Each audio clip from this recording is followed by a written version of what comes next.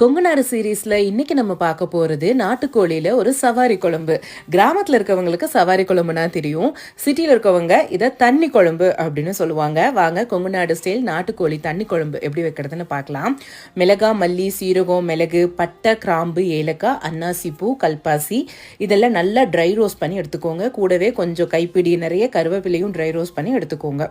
இஞ்சி, பூண்டு, சின்ன வெங்காயம் இதை நல்லா எண்ணெயில் ஒரு வதக்கிட்டு பாதி வதங்கினதும் இது கூடயே தேங்காயும் போட்டு நல்லா வதக்கிக்கோங்க. இப்போ வதக்கின எல்லா ஐட்டத்தையும் நல்லா தண்ணி ஊற்றி ஒரு பேஸ்டா அரைச்சு எடுத்துக்கோங்க. நாட்டுக்கோழி சூடு, அதனால அதை நல்லெண்ணெயில தான் சமைக்கணும். நல்லெண்ணெய் குளிர்ச்சி. நல்லெண்ணெய் காஞ்சதும் கடுகு, கருவேப்பிலை, காஞ்ச மிளகாய், பெரிய வெங்காயம் இதெல்லாம் தாளிச்சிட்டு தேவையான அளவு தக்காளி, கொஞ்சம் மஞ்சத்தூள் இதெல்லாம் நல்லா வதக்கின பிறகு நம்ம கழுகி கிளீன் பண்ணி வச்சிருக்க நாட்டுக்கோழியும் உள்ள சேர்த்திக்கோங்க. இதை குக்கர்ல வைங்க. நாட்டுக்கோழி வேகிறதுக்கு நிறைய டைம் எடுத்துக்கும். ஸோ குக்கர்ல வைக்கிறது தான் நல்லது. கோழியை நல்லா ஒரு வதக்கிட்டு நம்ம அரைச்சி வச்ச பேஸ்ட், தேவையான அளவு தண்ணி, உப்பும் போட்டுக்கோங்க. இது தண்ணி குழம்பு அப்படிங்கறதுனால தண்ணி கொஞ்சம் நிறையவே வச்சுக்கோங்க. குழம்பு நல்ல லிக்விட் கன்சிஸ்டன்சியா இருக்கணும். 4-5 விசிலுக்கு ப்ரெஷர் குக் பண்ணிக்கோங்க. இன்கேஸ் நீங்க பெரிய பெரிய பீசஸா போடுறீங்கன்னா ஒரு 8 விசிலுக்கு கூட ப்ரெஷர் குக் பண்ணிக்கோங்க.